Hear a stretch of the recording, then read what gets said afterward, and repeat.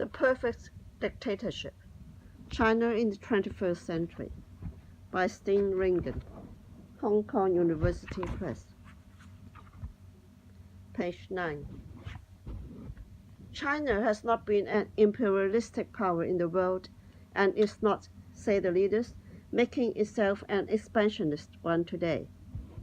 Although they may have some difficulty persuading the people of Central Asia or of parts of Africa or others who are sensitive to the spreading of a state-sponsored Chinese diaspora to the far corners of the globe. The regime takes pride in its model of governance and development, but does not seem intent on imposing it on others. It wants clout and respect, including respect for its economic interests wherever they reach, and to some degree subservience, in particular from neighbors. It is an insecure state and near paranoid about being treated with the respect the leaders believe is due. A common complaint in official commentaries over misbehavior by others is that not showing Chinese authorities due respect is to offend the Chinese people. It has laid down the threat of war to neighbors such as India, invaded in 1962, and Vietnam, invaded in 1979. It easily takes offense from any form of rebuke and is alert on border issues and to anything the leaders see as a threat to its territorial integrity. When David Cameron, the British Prime Minister, met with Dalai Lama in 2010, he found official relations with China interrupted and had to cancel a planned visit. When he was later able to undertake the visit late in 2013, it was on the understanding of cringing facility in behavior and speech, at least in public, about human rights in general and Tibet in particular. It is a bullying state towards neighbors and towards anyone who causes it grief, even in small matters. Ahead of Premier Li Keqiang's visit to Britain in June 2014, his planners complained officially to Downing Street that the intended red carpet for his arrival at Heathrow was 3 meters too short. When the Norwegian Nobel Committee in 2010 awarded the Peace Prize to Liu Xiaobo, a prominent operation figure who was then and still is in prison, the government of this small country, which has no control over the decisions of the Nobel Committee, found itself punished by all official relations being cancelled, so completely so that the Norwegian ambassador in Beijing was not invited to diplomatic events, a display of pettiness that persisted for an unusually long time. Although the Norwegian government may have improved its position in early 2014 by denying the Dalai Lama, a Nobel Prize laureate, the customary official reception while on a visit to the country that was labeled private and made him enter the parliament's building through a side door. But the leaders are possibly truthful in their insistence that China does not represent a threat to anyone in the world who does not oppose its self-defined core interests and who is otherwise cooperative, in particular in economic matters, and treats it with that all-important respect. On the other hand, it is becoming a very powerful state, including militarily, and is displaying behavior that is to play with fire. The People's Liberation Army is stronger than ever and remains a factor in the machinery of governance.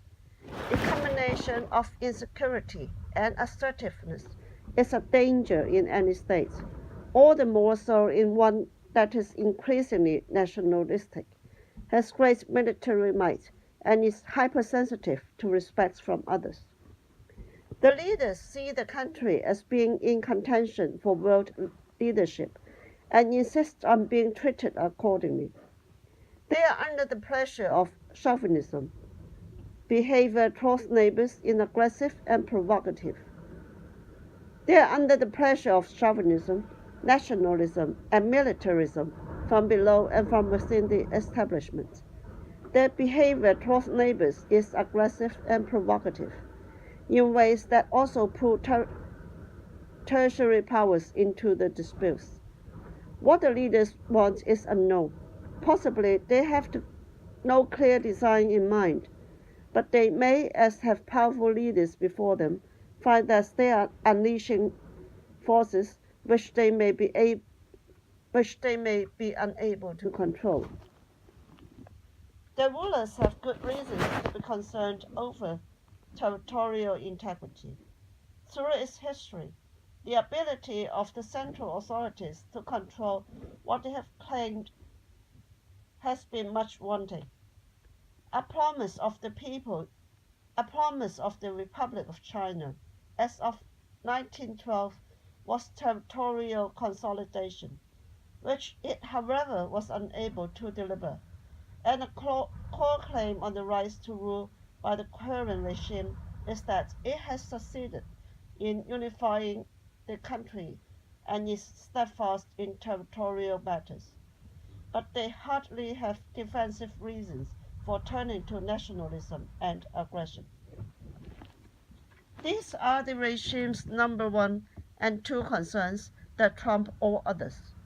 Then there are some additional determinations and cautions that are built into the model of governance as it is now configured. The first sub-determination we have already visited, economic growth. The regime is determined to deliver economic growth because it believes, no doubt rightly, that there is an expectation of economic betterment in the population, which it has itself stimulated, and that it cannot successfully claim legitimacy for its rule without rewarding that expectation and delivering growth, and a great deal of it. That makes growth a strong determination, but again, not a determination that stands above all else. If the regime again had to put economic growth at risk to preserve itself, it would. It is conceivable that it might accept great economic sacrifice in the mission of protecting its own definition of territorial integrity, and even for the promotion of national glory. East Asia is an area of dangerous tensions. China's economy is integrated with those of neighboring countries for trade and investments. Self-interest would suggest cooperation, but nations do not always act according to rational calculus. Indeed, war often comes about when rationality is overtaken by recklessness or misadventure. In a given situation, the regime may be willing to sacrifice or be trapped into sacrificing economic development for greater national cause. War is not unthinkable. If it were to break out, for example, between China and Japan, part of the blame would lie with the Chinese leaders for not having taken care to contain dangers that they were aware of. The regime has learned, through its own and others' painful experience, that it serves itself best by governing with caution.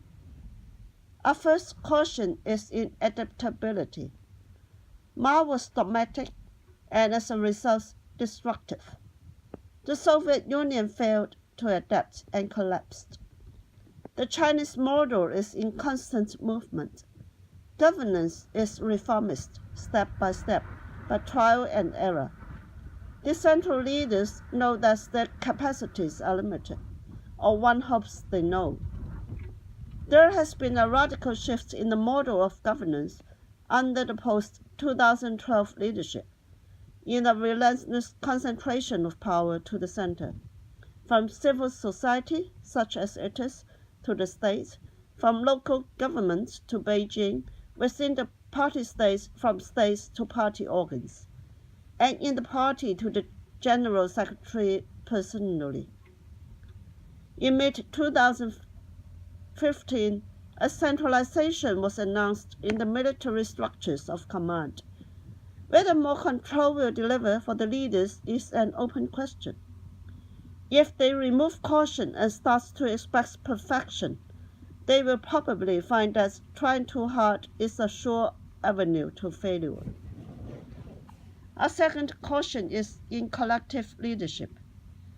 Governance under Mao was initially successful, in addition to being ugly, catastrophic. A second caution is in collective leadership. Governance under Mao was initially successful, if ugly, until he was personally able to wield uncontested authority, when it became, in addition to being ugly, catastrophic. Deng left the principle of collective leadership as one of his legacies. It might happen that collective leadership again falls by the wayside in another swing of the pendulum that would take the system back towards one-person rule. Xi Jinping has step by step concentrated ever more bureaucratic power in his own hands, has demonstrated an aggressive willingness to use these powers, including by purging deviants and real or emergent opponents in party and administration, and is allowing elements of chaos around his person. He could possibly attain a new emperor-like position, and is possibly so doing. So far, the procedure of collective leadership seems to be maintained, but Xi's brash top-down approach deviates from the incrementalist style that emerged in the reform period. If this is to pull China back to a more rigid command system, that might look like forceful governance, but is also, in the context of China's bigness and complexity, a high-risk strategy. And a third, a crucial caution is to maintain control. This is a system that has programmed the determination to control into its DNA. It controls because it must, because control is what it does. The Soviet Union, as seen from China, imploded not only because it allowed itself to grow sclerotic, but also because after Stalin, it neglected the party-state system of control, the unity of party and military, and the apparatus of internal security. The Chinese system is milder than it has been in its control over society, or rather more sophisticated. But make no mistake about it, the controls are still there and are maintained, perfected, and used. State and economy. A recent book by Ronald Coase and Ningen purports to explain how China became capitalist, but that is to explain something that never happened. The Chinese economy is exactly what the Chinese leaders say it is, a socialist market economy.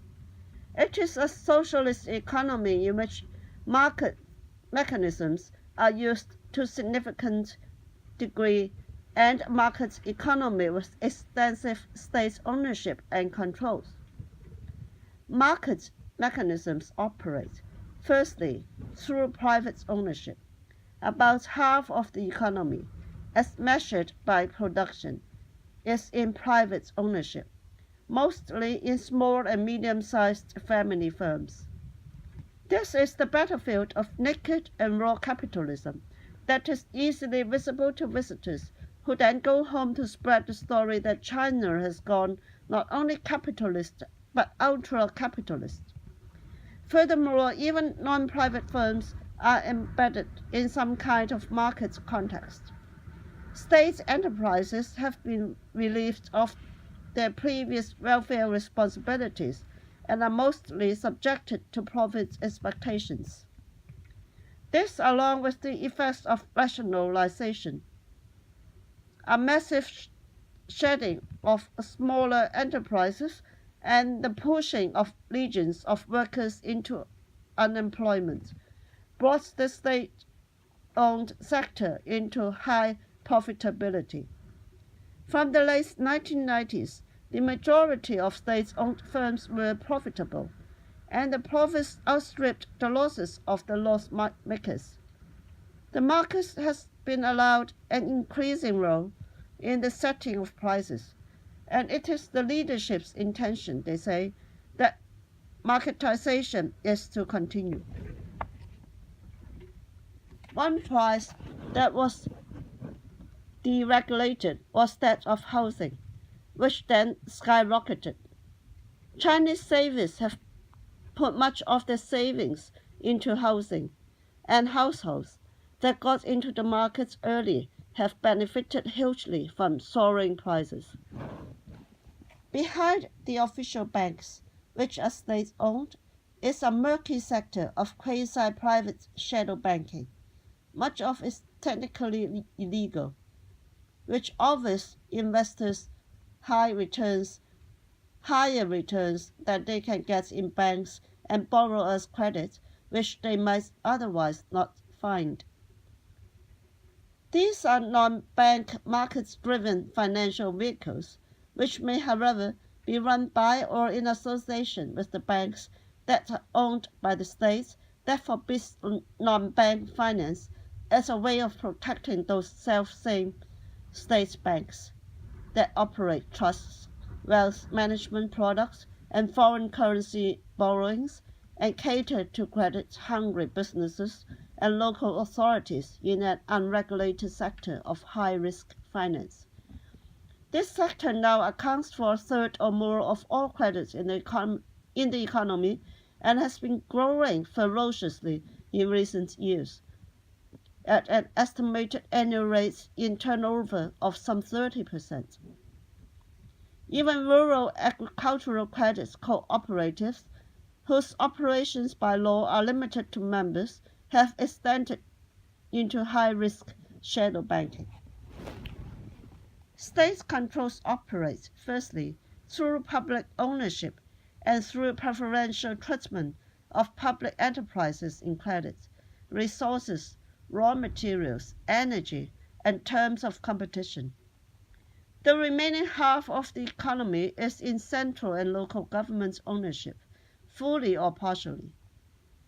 That includes the 120 or so big state conglomerates, state banks, innumerable town and village enterprises, most strategic sector firms, the strategic sectors being defense, energy, petroleum and petrochemicals, telecoms, coal, civil aviation, and rail and waterway transport, and many pillar industry firms.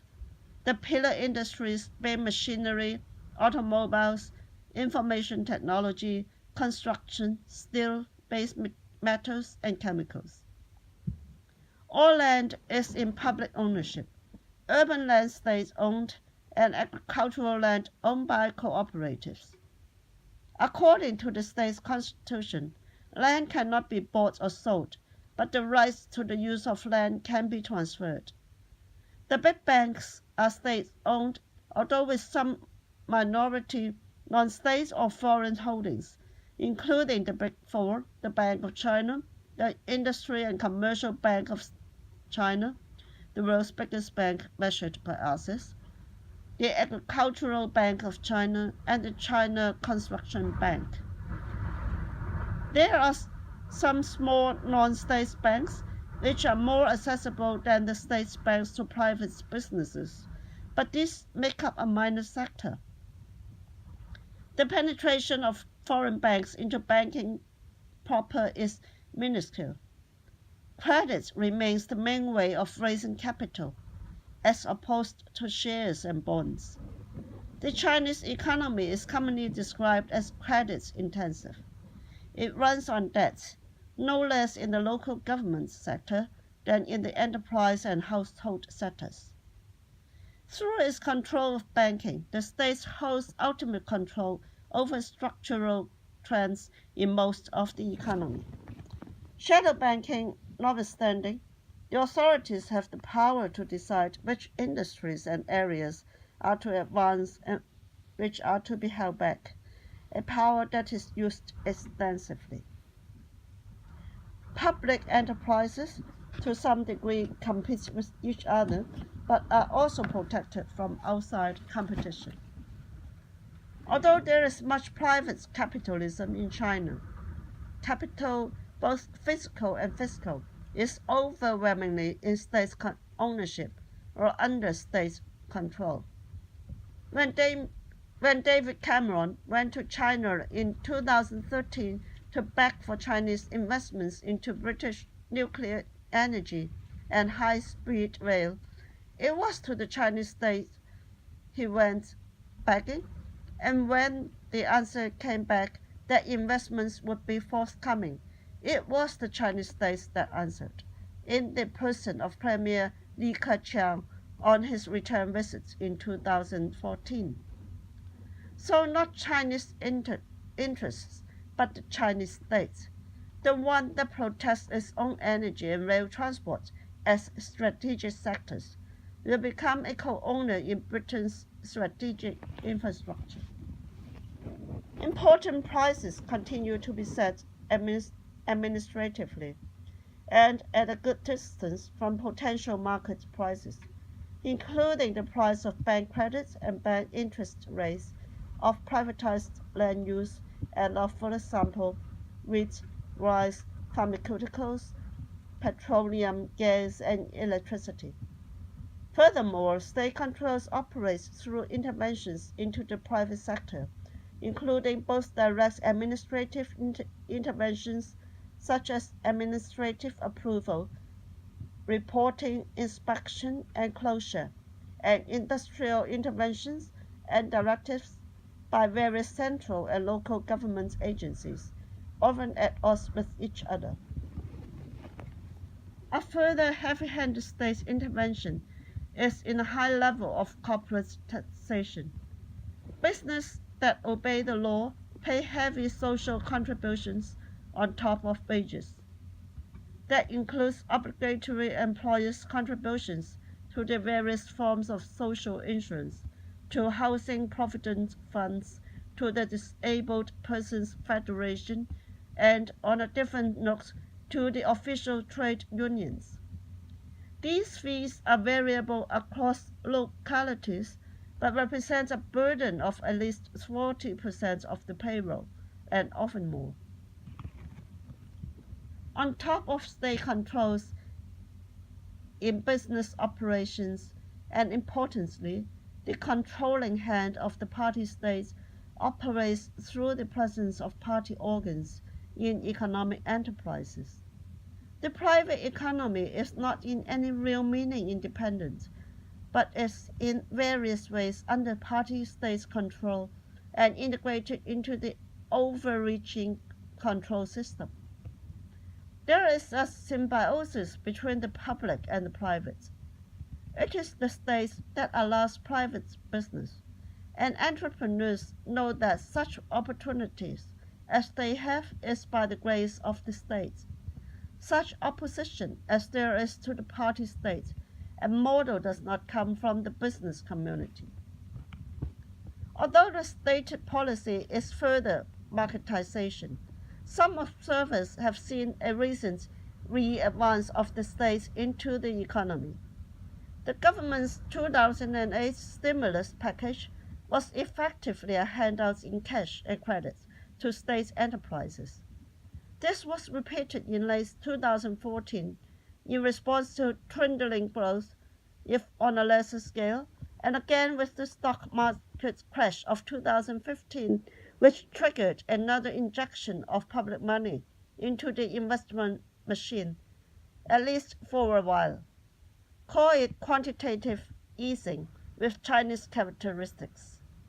In the early 1990s, prices were deregulated in the airline industry, but when that led to a weakening of the position of the three big state-owned carriers in what is officially a strategic sector, Prices were re-regulated in the late 1990s, enabling the Big Three to regain their dominance.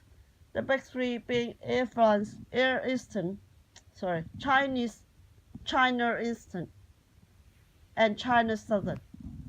The housing price boom that followed from the commodification of housing and the resulting unavailability of affordable housing forced the government to revive a policy of public housing from about 2010.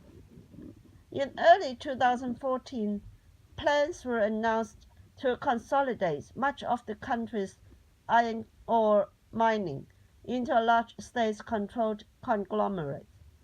Around the capitals, a tri-city province of Beijing, Tianjin, and Hebei is being created, with 130 million inhabitants, in a project that involves the closure or relocation of thousands of firms and public agencies, and the affiliated inadequacy of infrastructure and services, and that represents an astonishing display of top-down command economy, thinking, and capacity. Far from the economy being hived off from the polity, the Chinese economy remains firmly integrated into the polity. During the period of rapid economic growth, the state sector, rather than withering, has grown from rapidly than as the GDP.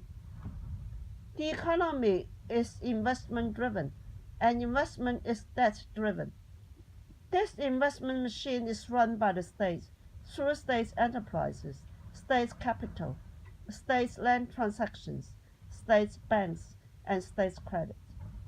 A favorite real estate tycoon, Wang Jianlin, who has risen from the ranks of state officials to become the richest person in Asia, says that his conglomerate, the Wonder Group, has prospered by delivering what ambitious party officials crave: choice real estate developments that propel economic growth and bolster their careers. In return, he says, the officials give him the right to develop land at prices far below what his competitors pay. It has no doubt also helped that relatives of some of the nation's most powerful politicians and their business associates own significant stakes in his company. China is a command economy, a socialist market economy with a heavy line under socialist and a light touch of market. Foreign visitors gaze in amazement at the lights and glitters of Shanghai and see there China's new capitalism before their eyes, but mostly without knowing that Shanghai has an exceptionally small private sector. The Shanghai economy is about 80% in public ownership, measured in production, and that what they are admiring is the face of state capitalism rather than private capitalism. There is a great deal of private enterprise in those skyscrapers, but the capital is in state hands.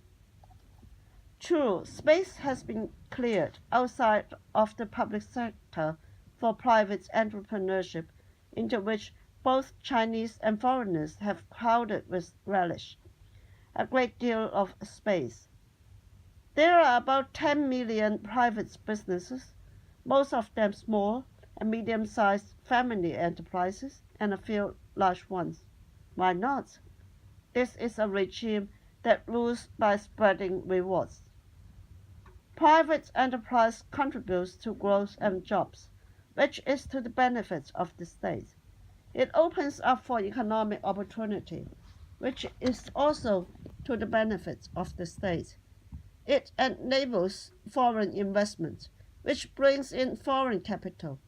But private business remains subservient to the public economy as the second sector. Even strict private firms are not free from the controlling hand of the party state.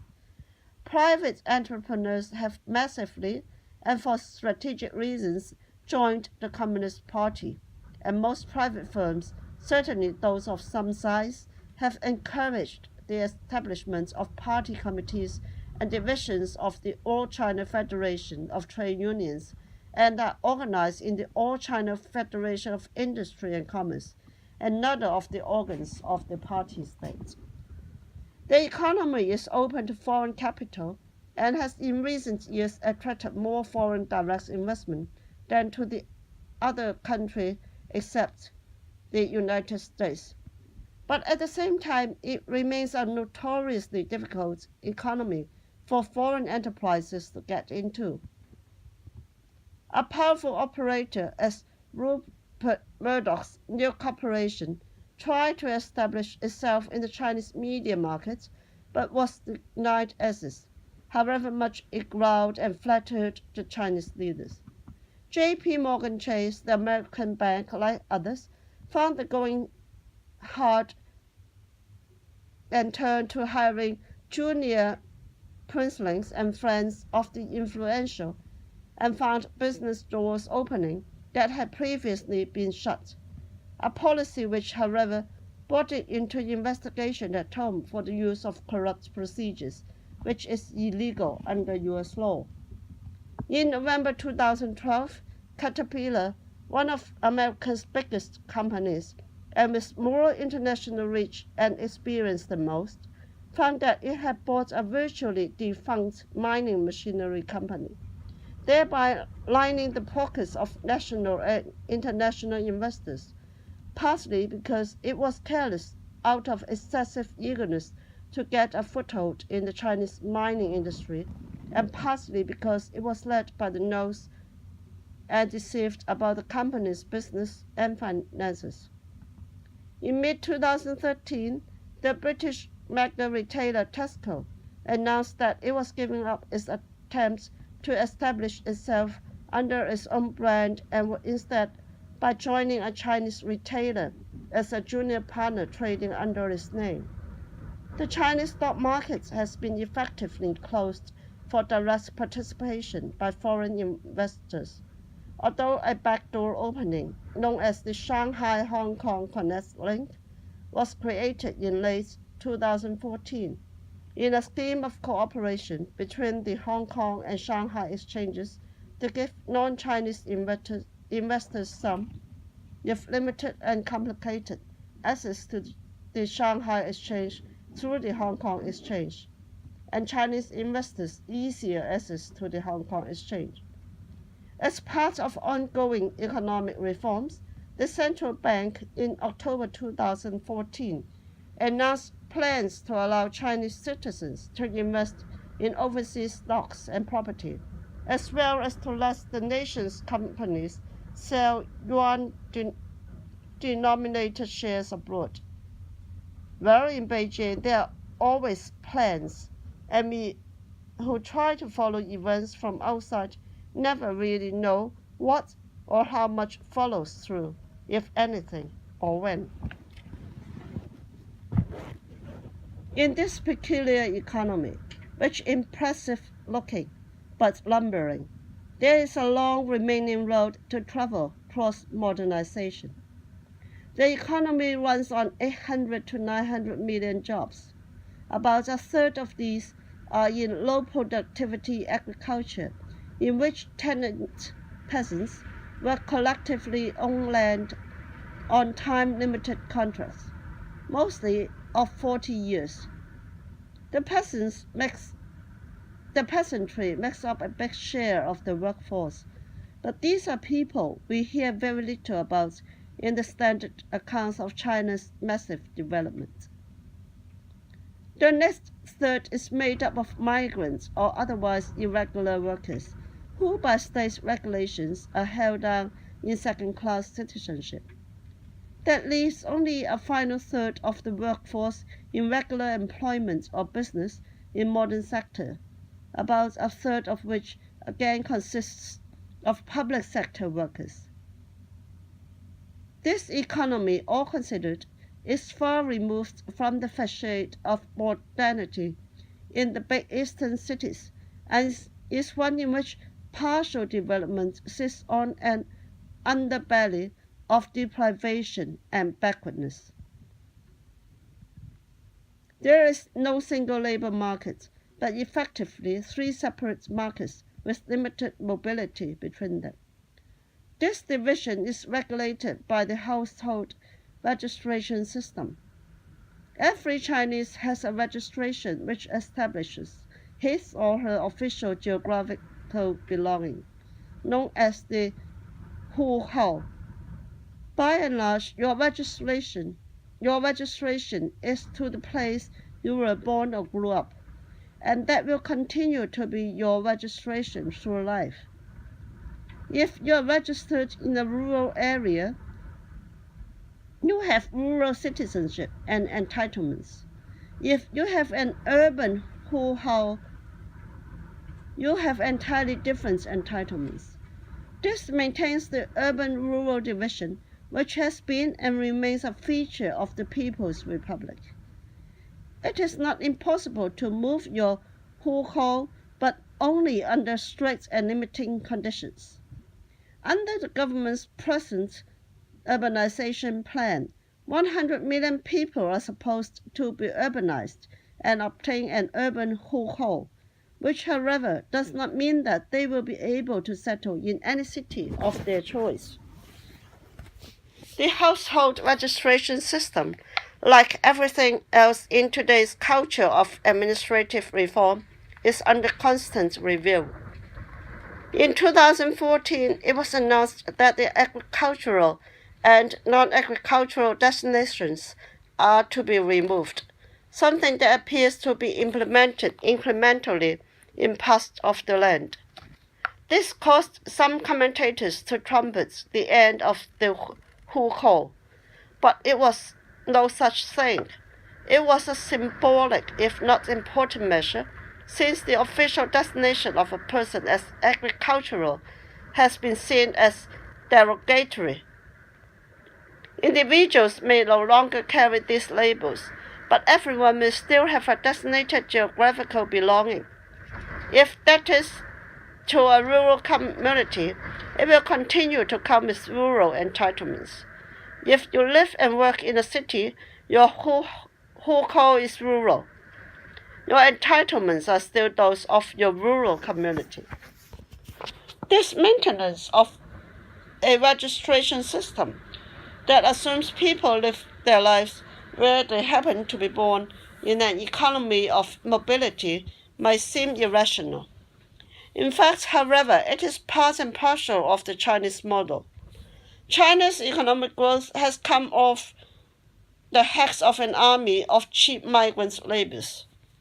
It is the Huhao system that has created migrant labor with Chinese characteristics, and that assures its continuation. Centers of development want continued access to cheap labor and do not want the costs that would come with allowing the migrants urban entitlements. Big cities want to control the level and quality of immigration, something they can do thanks to the Huhao. Migrants cannot move freely to urban areas, but have to apply for residence permits. That may not be enforced in all areas, but is enforced with reasonable effectiveness in the big cities to control the numbers and select migrants by education and wealth, sometimes with the help of a point system similar to that used in some countries to control immigration. The household registration is also integral to the state's control capacity. It splits the population into subcategories, divides the working population, and prevents both urban, rural, and broad working class solidarities. It includes all Chinese in the register, defines their rights and duties, and enables the states to require them to carry an identity card with detailed personal information. The Huhao is not an eccentric add-on to the Chinese model. It is a part of what makes the model work, both economically and politically. That model is entirely of its own kind. Nowhere else is agricultural ultra-socialist, in the meaning under collectively owned and managed land.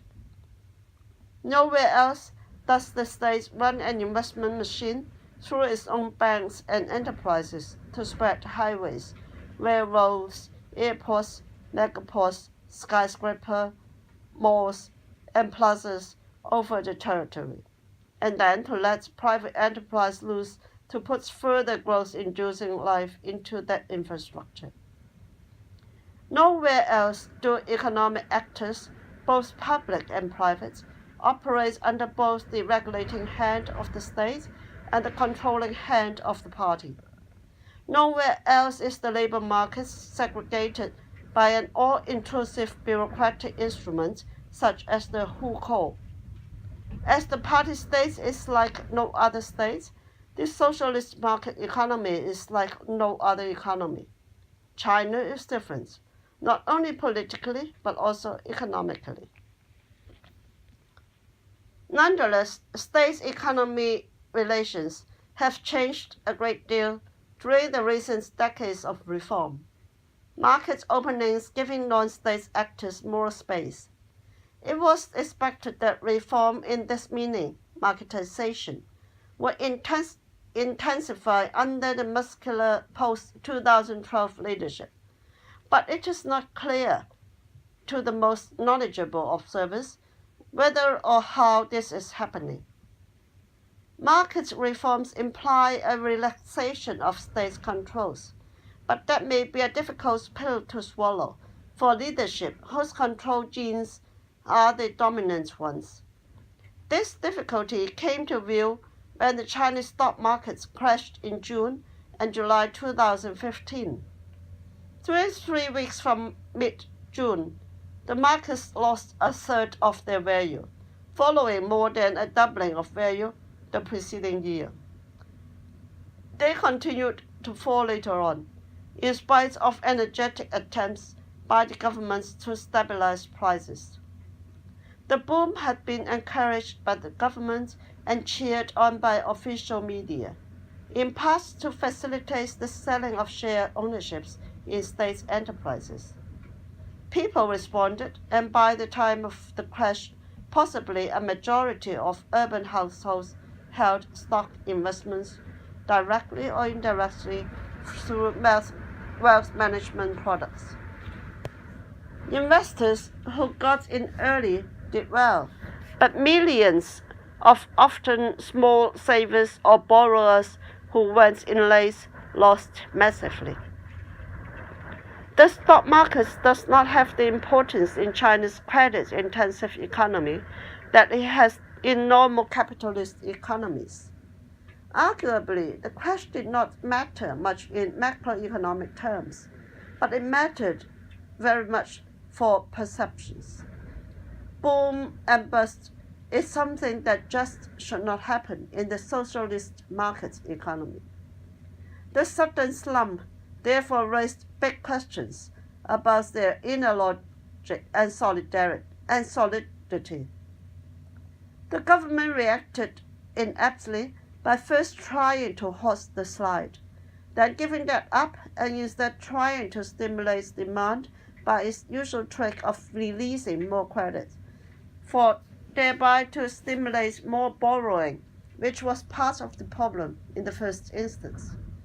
It all looked like panic and incompetence. One effect may have been to halt or derail further market reforms. Another was to shatter confidence, both nationally and internationally, in stock market investments and economic confidence more generally. Consumers overnight became more cautious with their money. Economic growth was already on a downward trajectory, and this shock opened people's eyes to weaknesses in the Chinese economy and its management, where many had long seen mainly strengths. Probably also shaken was the leadership's confidence in its ability to combine market reforms and command economic controls and to distribute rewards through markets under its own control. Possibly also shaken would be the confidence of middle-class people in the party's ability to do for them. If these are the people who have frustrated the regime because they have trusted it to manage the economy well, trust may be the final casualty.